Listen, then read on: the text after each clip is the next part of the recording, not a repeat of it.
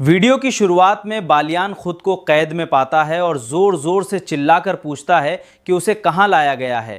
तभी सलाउद्दीन वहाँ आता है और उसे तसल्ली देता है कि वो मुसलमानों की कैद में पूरी तरह महफूज हैं। बालियान उनकी दोस्ती का वास्ता देता है, लेकिन सलाउद्दीन साफ कर देता है कि जब तक वो मुसलमान नहीं हो जाता उनकी दोस्ती नहीं हो सकती।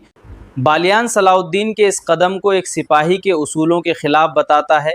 इसके जवाब में सलाउद्दीन कहता है कि जब से सलीबियों ने कुद्दूस में मासूमों का खून बहाया है तब से वे जंग की हालत में हैं।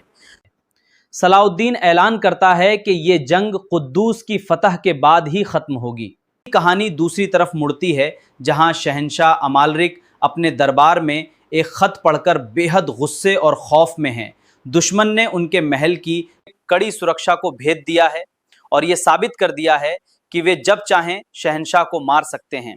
शहंशाह को शक होता है कि उनके बीच कोई गद्दार है जो सुल्तान नूरुद्दीन के लिए काम कर रहा है। गाय सभी सुरक्षा कर्मियों को हटाने की सलाह देता है, लेकिन शहंशाह इसे अब बेमानी समझता है। इसी बीच विलियम शहंशाह को काहिरा से आया हुआ अमीर सलाउद्दीन का एक ख़त पढ़कर सुनाता है।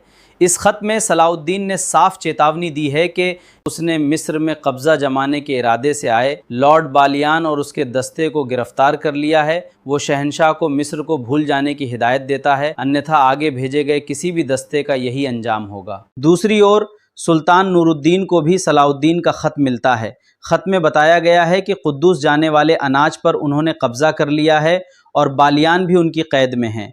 सुल्तान और उनके सिपहसालार इस मौके का फ़ायदा उठाकर शावर का खेल ख़त्म करने की रणनीति बनाते हैं। सुल्तान समझाते हैं कि सलीबी फ़ौज अभी अनाज छिन जाने की वजह से भूखी है और भूखी फ़ौज कोई बड़ा कदम नहीं उठा सकती।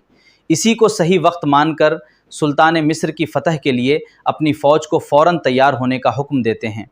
अंत में आपका दोस्त इस एपिसोड की कहानी को यहीं ख़त्म करता है और आपसे MTV वॉइस चैनल को सब्सक्राइब करने और वीडियो को लाइक करने की अपील करता है।